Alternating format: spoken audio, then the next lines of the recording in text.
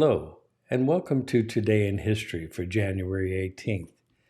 I'm Michael Powell. On January 18th of 1919, the post-World War Peace Conference began in Paris.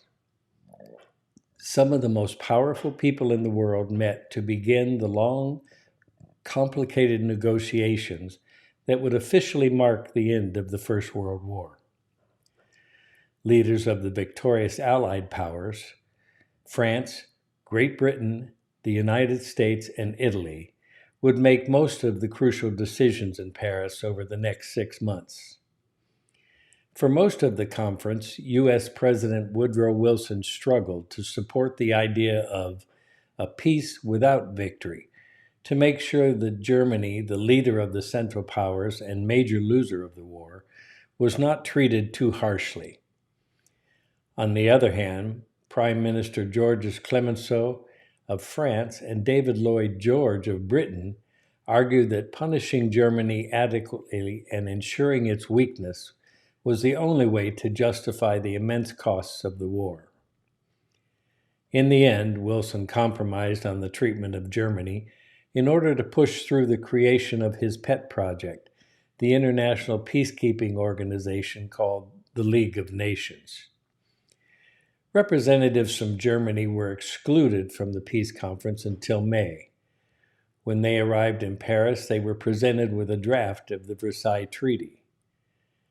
Having put great faith in Wilson's promises, the Germans were deeply frustrated and disillusioned by the treaty, which required them to forfeit a great deal of territory and pay reparations. Even worse, the infamous Article 231 forced Germany to accept sole blame for the war. This was a bitter pill many Germans could not swallow.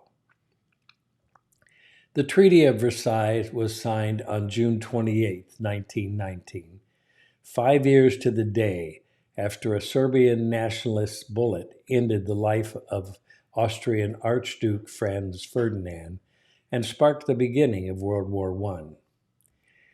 In the decades to come, anger and resentment of the treaty and its authors festered in Germany.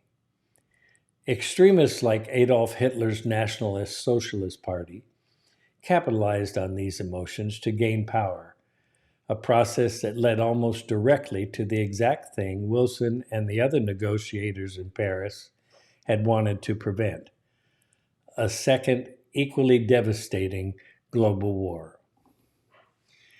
And that's what took place on this date in 1919. I'm Michael Powell. Join me again tomorrow for another episode of Today in History. Till then, watch this.